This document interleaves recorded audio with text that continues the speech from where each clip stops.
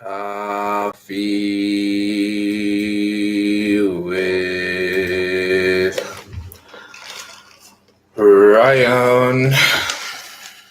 What's going on, everybody? Welcome to Coffee with Ryan. This is the show, the live stream, the event that happens 3 times per week. Mondays, Wednesdays, Fridays at 11:30 a.m. Eastern Time. I'm here. I'm ready to go. What are we going to talk about today? I don't have any agenda, specifically speaking. Sometimes I come in here with something specific to say, a reflective question, a topic of interest. Gloff, says the Strockinator. By the way, there is another video with Strachan coming up tomorrow. And for those of you who don't know, Dr. Strachan's a psychologist that I work closely with, and I'll be releasing another piece of content that I made with him tomorrow. So that'll be good.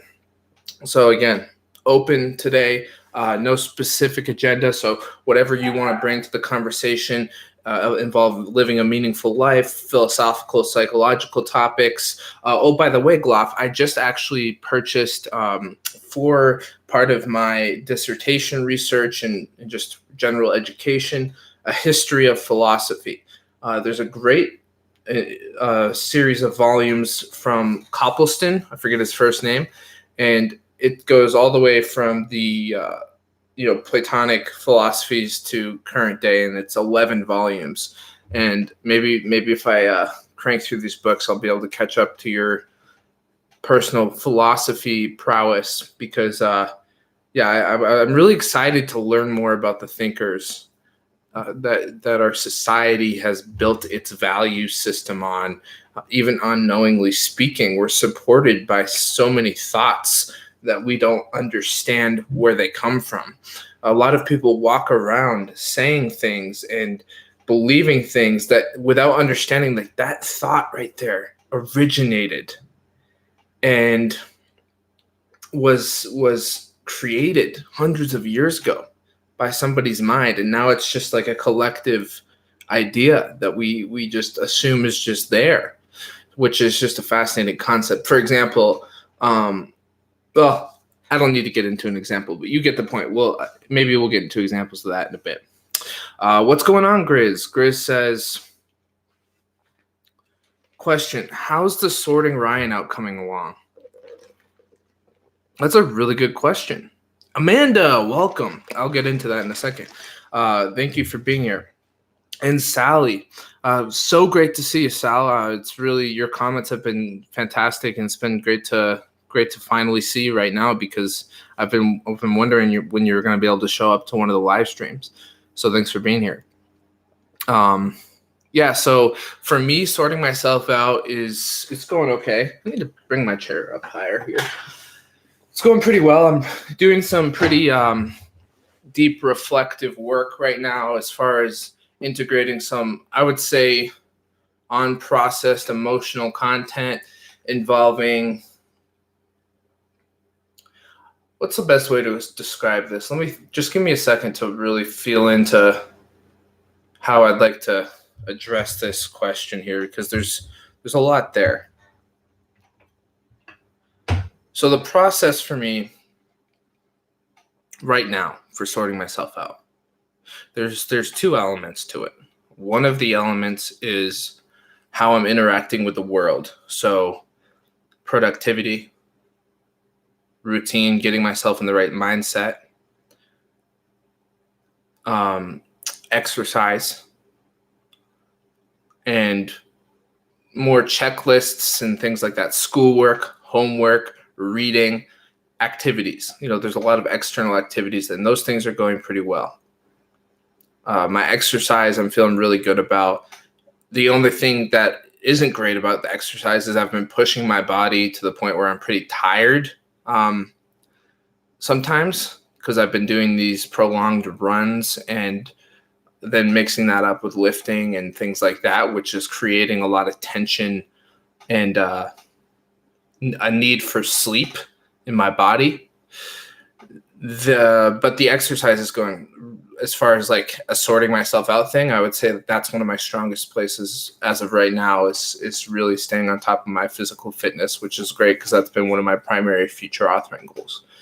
School's going well. We've got research papers coming up soon, and we'll see what happens there. But let's get back to the internal side. Externally, things are going pretty well. Internally, I'm dealing with these, like, I don't know how to explain it, like almost like this heaviness. You could call it. It's like a hesitation to connect with other people and a want to just go inward and isolate and reflect on myself privately. And so what I'm finding is that there's this deep pull I'm experiencing into introspection, and some of it's a little bit isolative, like wanting to almost hide to protect something, and then some of it's also based in some sort of need to go deeper and lean into something for myself. And so I've been really digging into what are these emotions that I'm experiencing, why are they here?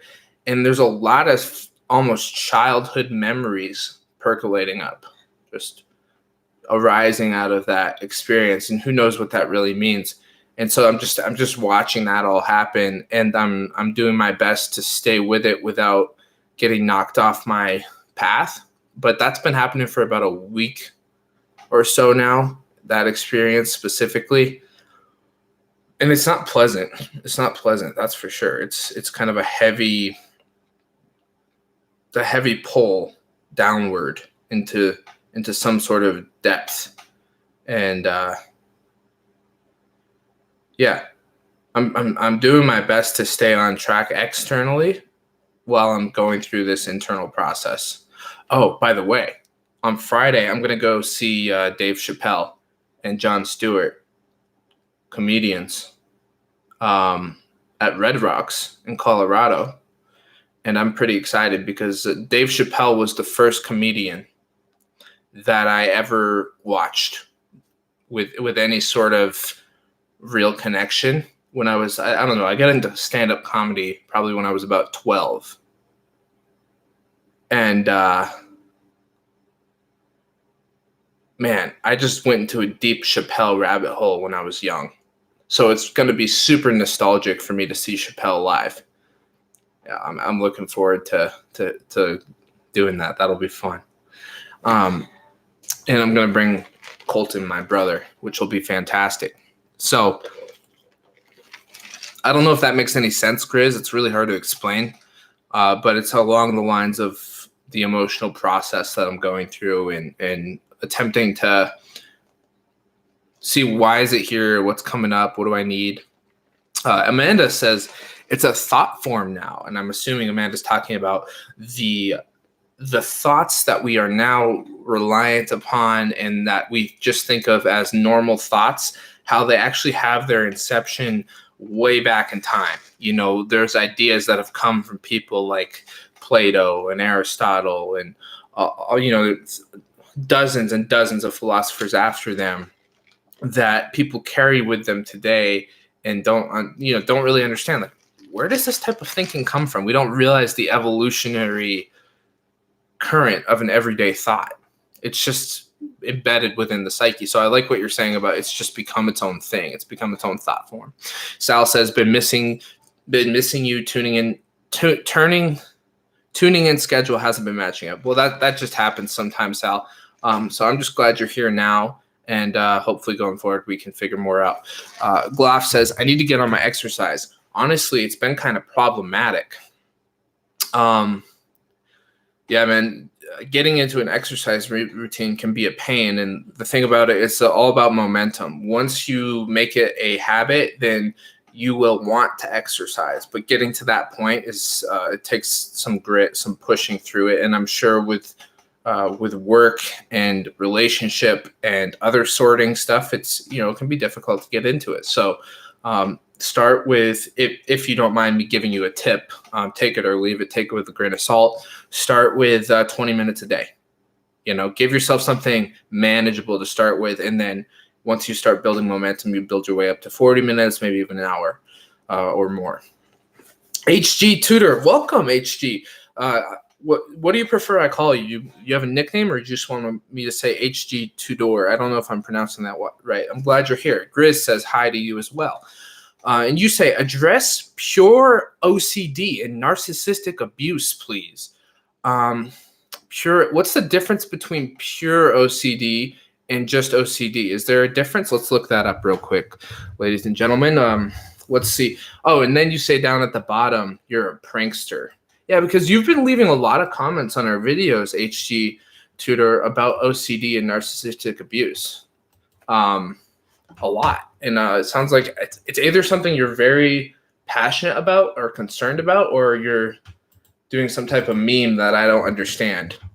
I'm not sure which one, HG, but I'm inclined to give you the benefit of the doubt, even though you just said you're a prankster. Then you said, I have been contemplating ending my life. So are you being serious? Because if you are, I will take that seriously. But I don't think that's something to joke about on one of our live streams. So just clarify for me, since you said you were a prankster. Wow, you have websites. HG Tutor. Wow, you have a whole website about knowing the narcissist. Escape how to beat the narcissist. Whoa. Okay, it's a blog. Wow. You have your whole thing, HG. What's up, Daniel? I see you. I'm surprised because you've been leaving comments. And then you said there's such a lack of awareness of my condition. So are you saying that you have OCD and narcissism? Is that what you're trying to say? Okay, I see it right here. You have a blog post that says, I'm a narcissistic sociopath. I'm entirely aware of what I am and what I do. I've been writing extensively about what I am and how I behave. Okay, so what I'm curious about, you said you were a prankster in my comment. You just said I'm a prankster. So how am I supposed to take any of this seriously unless you refute that and say I'm not actually a prankster? So if you tell me that you're not a prankster and this is all really serious, then I will respond to it more. How's that sound? Because I don't want to waste too much time on pranks. But wow, you have a lot of stuff on the internet. If you were a prankster, you are a committed prankster. You are deep into the game. That's impressive if that was the case. But I do want to take it seriously if you're serious. Yes, I know about intrusive thoughts, HG Tutor. Yeah, intrusive thoughts, that's a tough one. That's when thoughts occur to you that you don't actually want to have. Let's say you're walking down the street and you think about killing someone, or you see someone and you think these terrible things that you're going to do to them. That tortures people a lot, having these thoughts of things that they don't want to do.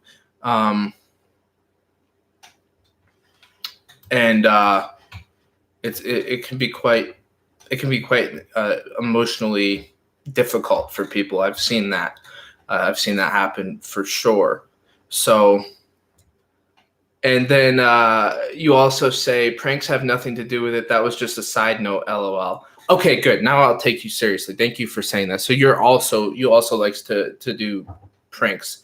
So yeah, I think the idea of not narcissism, being a sociopath, if that's a condition that you're actually dealing with, I think the first thing is to talk about what components of that might be genetic or inherited, because that might just be something that is going on in your brain, an actual wiring of your brain and a composition of genes that is driving that experience. So that's one thing. To take like the value judgment away from that a little bit, there's a very real component to those conditions that are biological. And here's a question for you, HG. Why do you, if you are a narcissist, what causes you to reach out so much about it? Like what are you passionate about? It seems like you're really passionate about writing about narcissism and OCD. Tell us a little bit about what you like about that. And then you say, I just mentioned pranks because someone mentioned prank calls in your chat. Oh, I see. Okay, thanks for clarifying. And then I'm going to read a couple other comments here. Patty J12 says, if you want to commit suicide, you should become a cliff diver. And Jesus, Patty. I guess I should read comments before I read them. Oh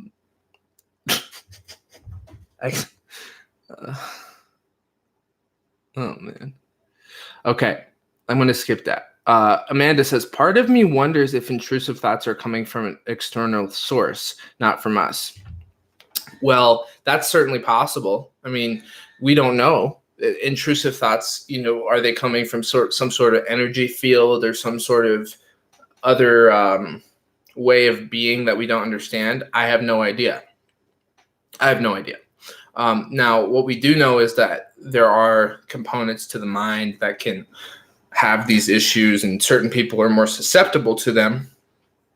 So the thing with intrusive thoughts that I've noticed for people is that they're very reactive to having a thought.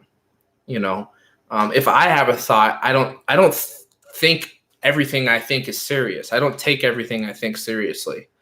It's like I understand that I'm living with an unpredictable monkey mind that is going to run afar, and that is going to have all sorts of wild fantasies and imaginations. And so when I have a thought that isn't particularly pleasant, I don't identify myself as a person with that thought, and that discharges the frequency and the power of the thought, because it's just, in meditation, they say it's just like a cloud going by in the sky. You're just like, oh, that's interesting. Tell me more about that. And then you let it go. Whereas if you get reactive to a thinking pattern or a particular thought, it tends to inflame and encourage that to perpetuate itself. So detachment and some sort of mindfulness practice can be very helpful in a way of reclaiming your own sense of empowerment and letting go of the obsessive nature of the thought. Now, for some people, they don't have that capacity to watch the thought without identifying with it, or they don't know they have that, or they have a very hard time accessing that capacity. So the thought actually becomes real to them, as if it's something that's a part of who they are, which is really difficult to tease out, But thoughts are just thoughts. I think people who judge themselves for their thoughts are going down a dangerous path, because if you judge yourself for every thought you have, then you are going to be convicted of many different judgments and crimes in your mind. And it's a slippery slope to torturing yourself. Because I don't think anybody has all pure thoughts, personally. I just don't think that's the case. Anyways. All right, let's get through some more of these comments. How you doing, everyone that's just joining us? Shout out. What do you want to talk about? Any questions, any thoughts, any musings? What do you think about this topic? And Patty says, it was a joke with some realistic depth. Yeah, I know you were joking. I just can't I can't make light of somebody's suicidal ideations. It's just not. If we were talking in private, it would be a different thing. But I have a public responsibility on this channel to hold space for everybody that's here. So I don't think anything you said was bad or wrong. I just have to be careful how I respond to certain things, Patty. Well, I'm just glad you're here, brother. And I want you to comment as much as you want. I don't think you said or did anything wrong there. It's just something personal. It's a personal way that I need to be careful. HG says, I just mentioned Oh yeah, I already read that. Let's go down here.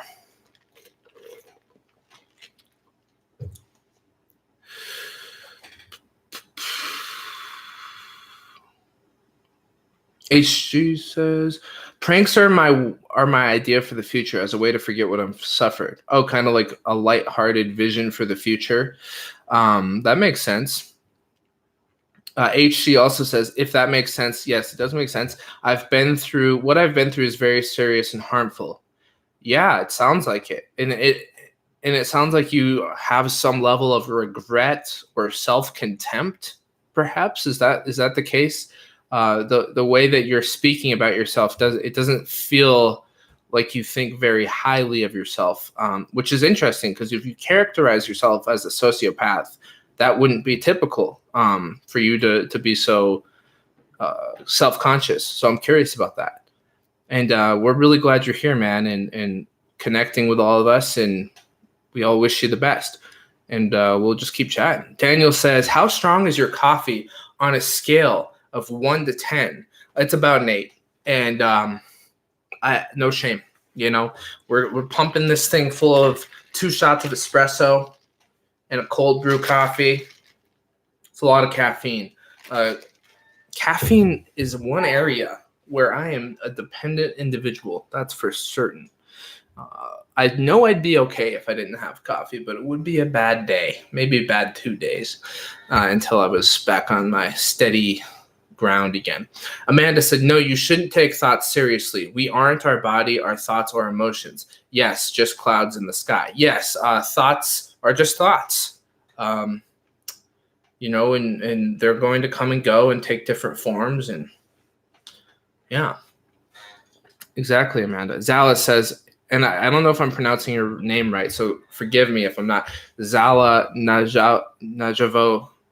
I'm just going to say Zala. There is only one doctor, and he is a narcissist himself, Sam Vaknin, who found treatment of narcissism. He has a YouTube channel. Maybe he can help you, HG Tudor. Thank you for saying that. Maybe that will help. Thank you for thinking of him. That's fantastic. Amanda says neural nets are formed around thoughts if you become addicted to it. Yes. Neural pathways will form based on our repetitive tendencies, which are pathways in the brain that are designed to encode behavior and patterns within our whole biological system, our whole body, our whole brain. HG says, I was spiked a few years ago. Since then, I have pure OCD. Gotcha. Okay. Thanks for sharing that. Gregory says, somebody said, watch your thoughts because they form your words. Watch your words because you form your actions. Watch your actions because they form your character. And your character shapes your destiny. Yeah, that's an ancient saying. And where is that originated? Is that a Buddhist saying, I think, or is it a Taoist saying? It is a beautiful saying. Notice how it says watch your thoughts, not control your thoughts, right? There's a big difference between watching something and trying to control it or reacting to it. But being mindful of your thoughts, that's a whole different ball of wax. It's a Lao Tzu, so it's Taoist. Yep, it's a Taoist saying. That's right. There we go. Watch it. Yeah. It's at least online. It's being credited to Lao Tzu. Fantastic. Okay. Thanks for sharing that, Gregor. That's a beautiful way of perceiving how we manifest our life, you know, from the very minute ways that we perceive ourselves all the way to our concrete actions. HG Tudor says, I do myself as a prankster and experimenter. I've yet to actually create my prank stuff, let's say in production as we speak. If you like pranks, and I don't know if you've seen The Office, but Jim and Dwight from the television show, the comedy show, The Office, have some great pranks going back and forth. I just think it's just hilarious. So if you're into pranks, I would recommend checking out that show, although I'm sure you've seen it. Or just look up on YouTube, Jim Pranks Dwight or something like that. It's pretty funny. HG Tudor says, it isn't a laughing matter. I wouldn't wish it upon anyone. Yeah, I agree. Shane says, hello, people. Just wanted to stop by. Maybe the idea of the forms and a distinction between the higher and lower, the good and the bad, seems like it has some Greek roots. All right. Have a good one. Hey, Shane. Thank you. Have a great day. Yes. I think that's a great comment. Higher and the distinction between the higher and lower, the good and the bad seems to have some. Yes. Yeah, I agree. Well, Plato, if I recall correctly, talked a lot about opposites, opposites within forms. So that would make sense. We define things based on their opposition. Daniel says, yes, thoughts are just thoughts. Shane says, I could be wrong though. I don't think so. I think you're right about that, Shane. I think that is of Greek origins. HG, I think a lot of things are of Greek origin. A lot of the great thinking and philosophy and even culture that we have is, goes all the way back down to there. HG Tudor says, cheers, man. Your channel is great. I'm subscribed. Fantastic. We're so glad to have you. We really are. Thank you for being here. Daniel says, you are today where your thoughts have brought you. You will be tomorrow where your thoughts take you. James Allen, what do you think? What do I think about that quote?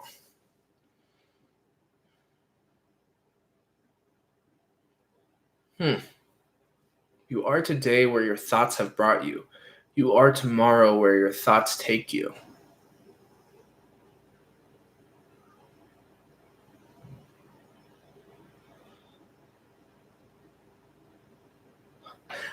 It depends on how you define thoughts, because we're so much more than our thoughts as in the words and the random images that flash through our minds, but we're also living in a world of thoughts at all times.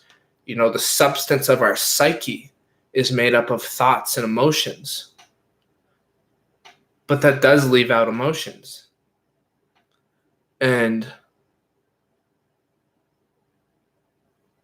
I think that people who haven't trained their minds are more susceptible to just being at the whim of their thoughts, to like a feather blowing in the wind.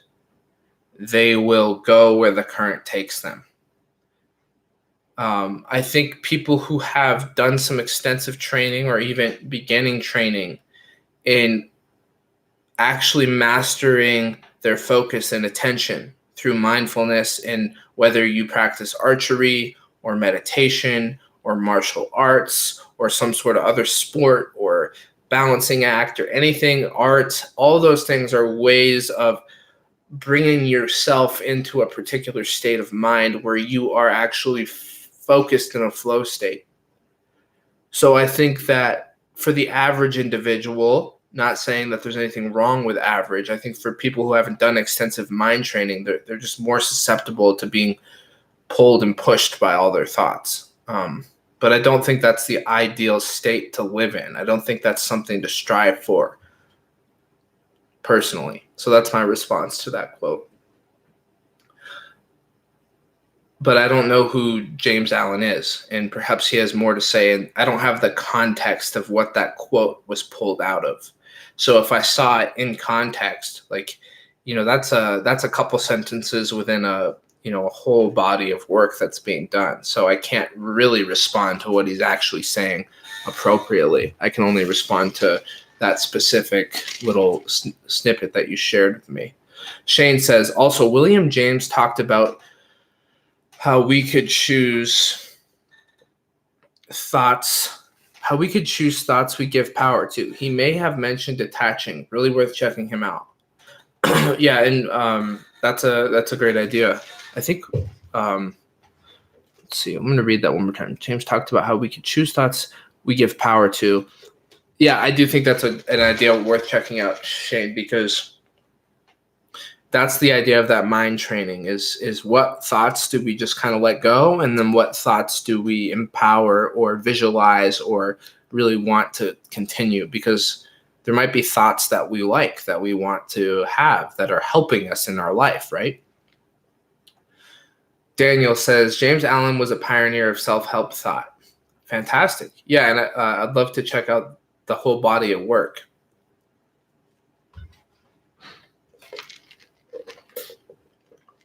And thank you for sharing that. Gloff says in Phaedo, and I don't know if I'm pronouncing that correctly, by Plato, Socrates talks about thoughts being generated from their opposites. Yeah, to become larger, it must have been at one point smaller. And I think we talked about that in a podcast, Gloff, on my old podcast at one point, because I do remember that coming out. Griswold Grimm says, I think I'm not my thoughts, but if I'm not careful, they'll steer me. Yes, yeah. You have to be vigilant, like a samurai, focused, intent. Daniel says, I will leave. I will watch later. Okay, Daniel, it's so great to have you, and have a fantastic day. Thanks for being here. Gloff says, life being generated from death, being from non-being. If truth is objective, this change must be tethered to something. Yeah, okay, and let's address that. So Jung took that idea, Gloff. I think this is something you might be interested in, and he coined this term enantiodromia. Enantiodromia. Enantiodromia is the unconscious emergence of an opposite over the course of time. So like you just said, being generated from non-being. That would be an example of an enantiodromia, or sadness being generated from anger, or anger being generated, like all these. So it's this idea that from the opposite, over the course of times, things will be unconsciously and slowly born into that opposite. That was what he thought. That he thought that was like a fundamental component of the psyche. And you can see the influence again on Plato there, and that goes back to what I said at the beginning of this live stream, which is that so many of the thoughts and the philosophies and the opinions that are peddled around today in modern culture are standing on the shoulders of intellectual and philosophical giants from ancient times. People walk around carrying around the ideas of a Karl Marx, not knowing, having never read Karl Marx. People walk around carrying around the ideas of a Plato or an Aristotle or a Immanuel Kant, not knowing, not having educated themselves to the origins, which is fine. You can't expect everyone to educate themselves to the origins of everything. That would be an absurd request. But my point is that things build off of each other. They compound and build off of one another. Nothing happens. No thought happens in a vacuum. No modern day philosopher can truly build a philosophy without giving credit to all of the thinking that was done before them that helped them get to the point where they are today. Same with political philosophy. Our political ideas, and you could call them ideological possessions even sometimes, are really standing on the shoulders of these thoughts that we sometimes don't understand where they came from or why we believe the things that we believe. They just are the thought forms, as I think, let's see who pointed that out. Amanda pointed out earlier. Okay. Gregory says, the problem is self-delusion. How do you know when you are lying to yourself? And to yourself when it is you who is lying to you about you?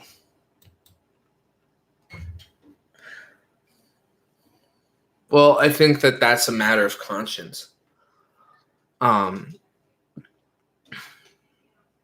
Because you can't intellectually snuff out a lie totally, right? When it's so emotionally charged, you're so attached to it because you are the person who's in that mess, right? So it's hard to separate yourself to intellectually see it for what it is.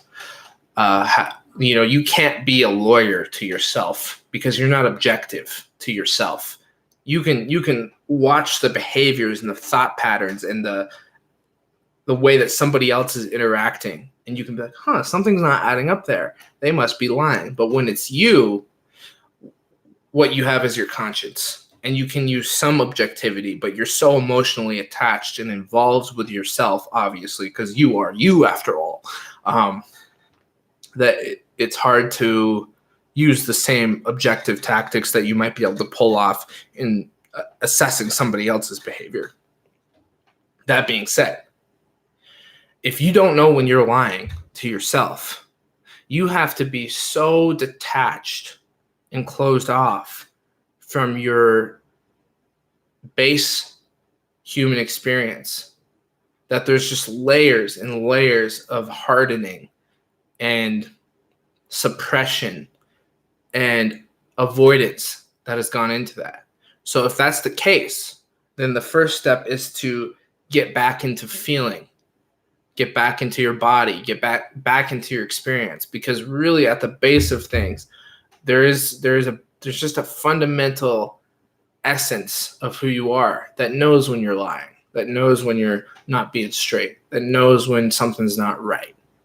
Unfortunately, what I just said about being closed off is pretty much true for most people these days, right? I mean, being closed off is normal. So if you are closed off to your own conscience or your own emotions, there's nothing wrong there. It's not, well, there is something wrong with it, but it's not abnormal. It's not like you're alone on an island where everybody else is walking around feeling so deeply about themselves. Feeling deeply into yourself is a radical act of extreme courage in a world where experiencing your own emotions and your own deep feelings is almost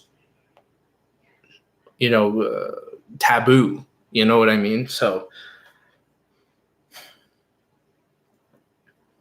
yeah, it's sad, man. I mean, when you look at everything that's happening, the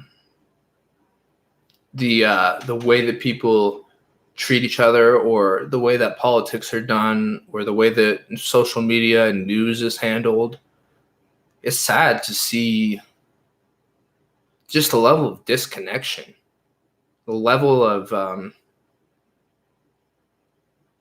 just total neglect of the human soul.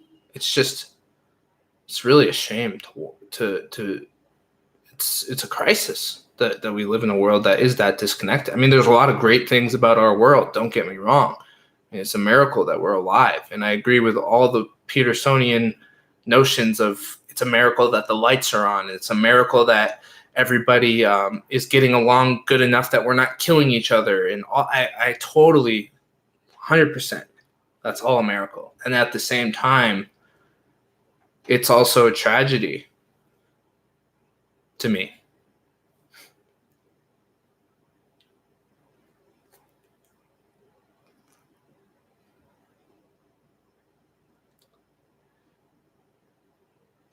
Grizz says, question, is truth objective, subjective, or more than both? That's such a big question that I think is always being asked, and not something I could answer with any sense of assurance that I would be giving you the right answer. But I do think that there is a such thing as truth. And in order for there to be such thing as truth, it has to reach beyond subjectivity, right? Because subjectivity would imply the ultimate postmodern relativism. But I do think that our subjective experience of truth is different than the thing of itself, right? This is the Kantian idea, Immanuel Kant's notion of the thing of itself. We can't really know what's objective because we are experiencing things through our own sense organs, which is inherently filtering out aspects of reality. So, for example, we only see like 0.0033% of the light spectrum. That's less than 0.5% of the light spectrum. I mean, there's so much of that we don't have the biological hardware to perceive. So we can never really know what's objective. What we can know is that we are experiencing reality through a filter, and that filter is our body and our brain and our mind, and perhaps the soul. So whatever is out there objectively, we can only point to it. Like the finger pointing to the moon is not the moon. We don't know for sure what it is because we are confined within the perceptual organs of the body. So I would say that, is there objective reality? Absolutely, there's objective reality. Do I know what it is? Absolutely not. Does anybody? I don't think as long as you're in a human body or in any sort of limited body structure at all, you could really know everything about reality. You can only see, you can see shadows on the wall. You know, you can see the effects of reality. The effects of reality is what we can perceive. We can't see the thing of itself. The brilliant idea that Immanuel Kant established there. And but we do know that concordance. So that's we live on the basis that there is a shared space that is real. And if I show up to work at 9 a.m. and you show up to work at 9 a.m., you know, the business is going to run. We're gonna be able to, something externally is going to happen. So something's out there. There's no doubt in my mind that something's happening out there, right? And again, Gregory says solipsism in here. Solipsistic is the idea that all that can be known is your own experience, right? And it can be taken to an extreme where people will say things, for example, like, how do you know we're not all a figment of somebody's imagination? How do you know this isn't somebody's dream? How do I know you're real and you're not all, you know, a figment of my imagination? That's solipsism. You know, that's the idea that there is nothing, there's no way to know that there's anything out there. But I would push back against that a little bit, because everything in our bodies, in our minds, in our direct phenomenological experience is telling us that something's out there. You know, if you throw something into the woods, I'm going to hear the leaves rustle and something hit the ground. You know, that's just a fact.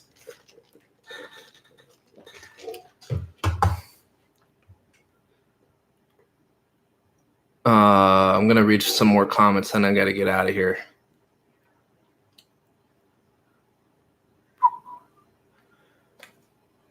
Levi Prout, one of the world's greatest pranksters and one of the most inspirational people in my life. That person is Tom Green. Saw him live in 2017. That's fantastic. Cool. Check it out, HC Tudor, if you're interested in that. And Gloff says things, not thoughts. Okay, my bad.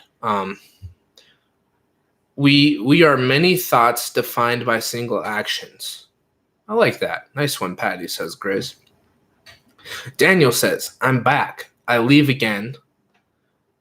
I will be listening from the beginning to everything very soon. Fantastic. H2 Tutor says, Activism of Care YouTube channel is the best. Never heard of it. All right. Cool. Thanks for the tip.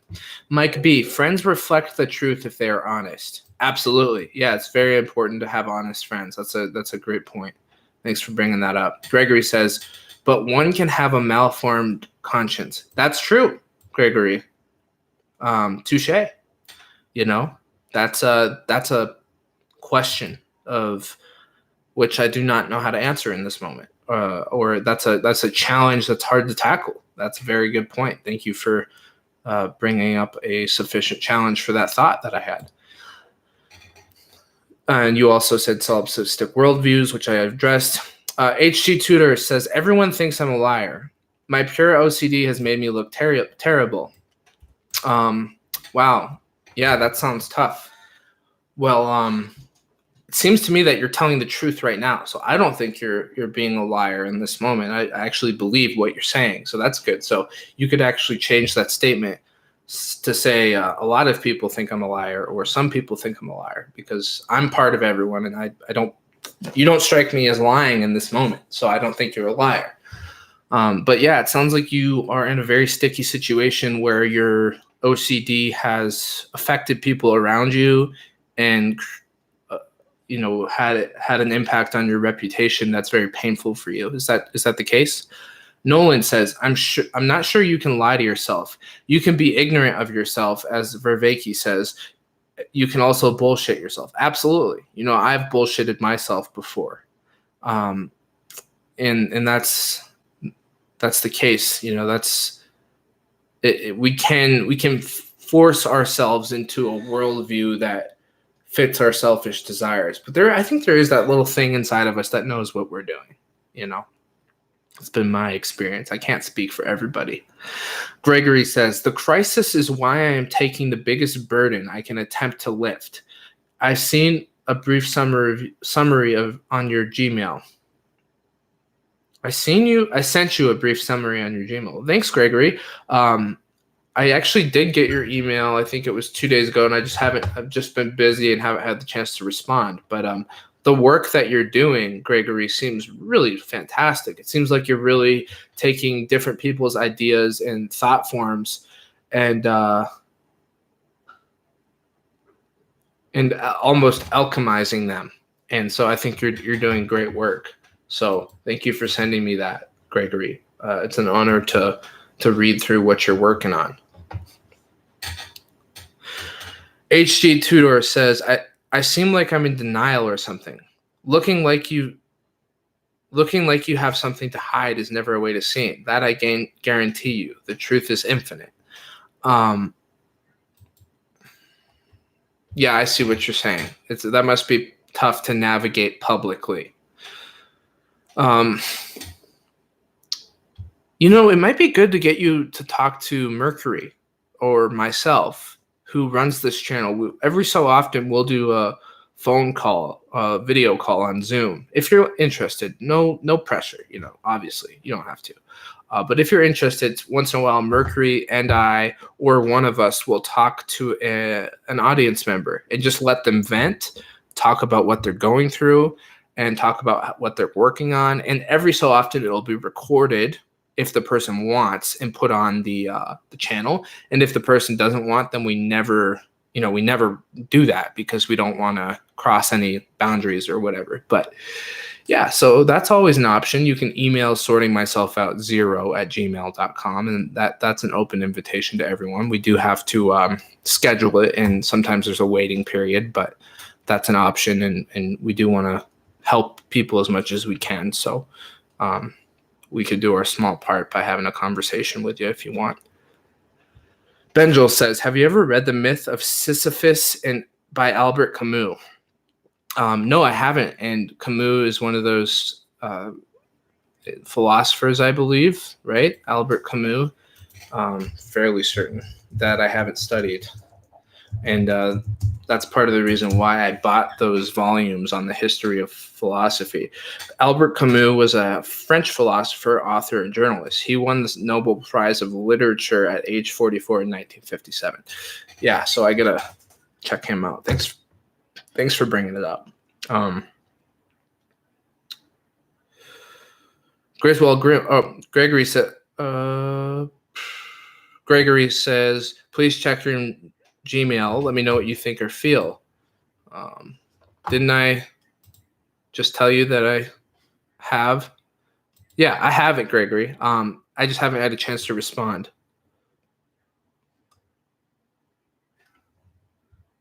But there's some great stuff in this email. Very good material.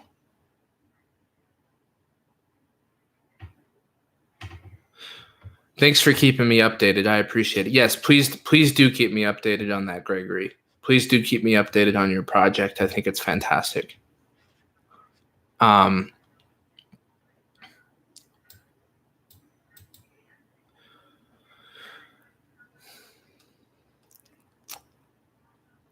Griswold says, wow, I had to switch to live chat to see your comment at Nolan Watson. I'm offended. Have you angered the YouTube algorithm? What am I missing here? What would he have said that would have angered the YouTube? Did I miss something? Did I miss something, everyone? Okay. So it sounds like HD Tudor is interested in talking to us. So send us an email at sortingmyselfout0@gmail.com and we'll hook you up. It'll either be with you and Mercury or me, you and Mercury, all three of us, maybe just me and you. We'll see. So let's make it happen, man. Or woman. Actually, I don't know what your gender is. So let's make it happen. All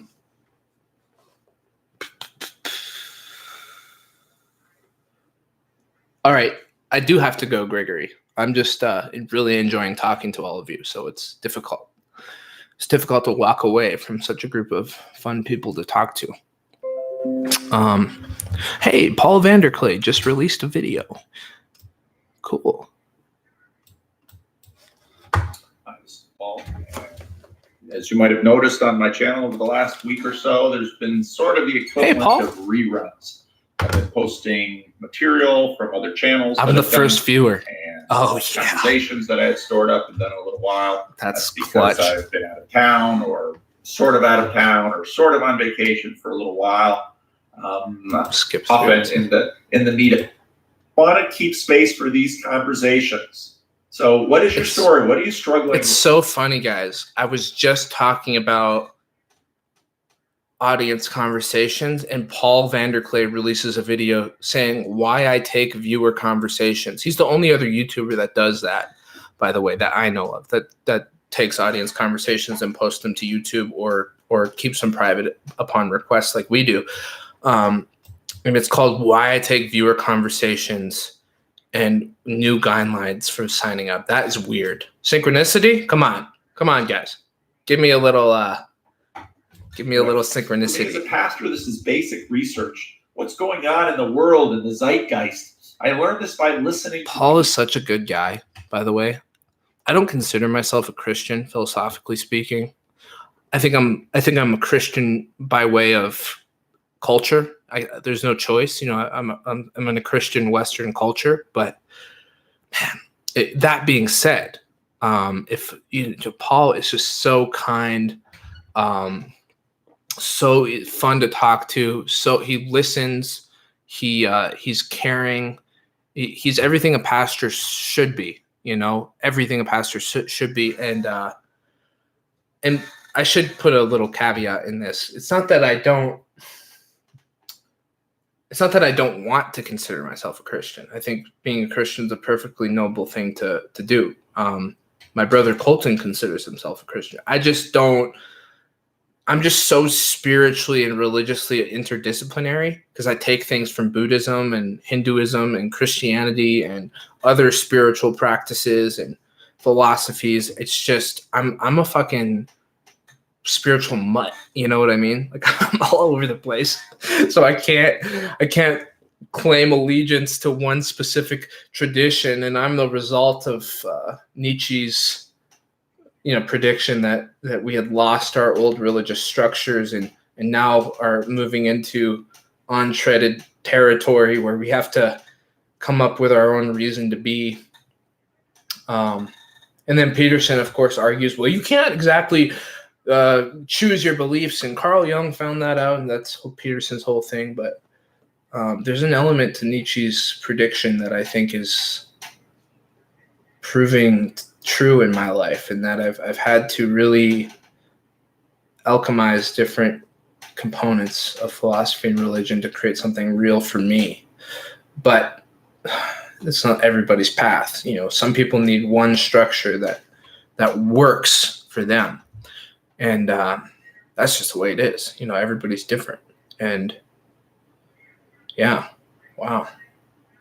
Well, that's enough of that. I love you all very much, and thank you so much for being such a gracious and fun and intelligent and connected audience who cares about one another and cares about sorting themselves out and helping as many people or helping yourself or whatever it is. You are all a pleasure to talk to. So unfortunately, I'm not going to be able to crank through the rest of your comments here, but it's much appreciated. So talk to you all soon.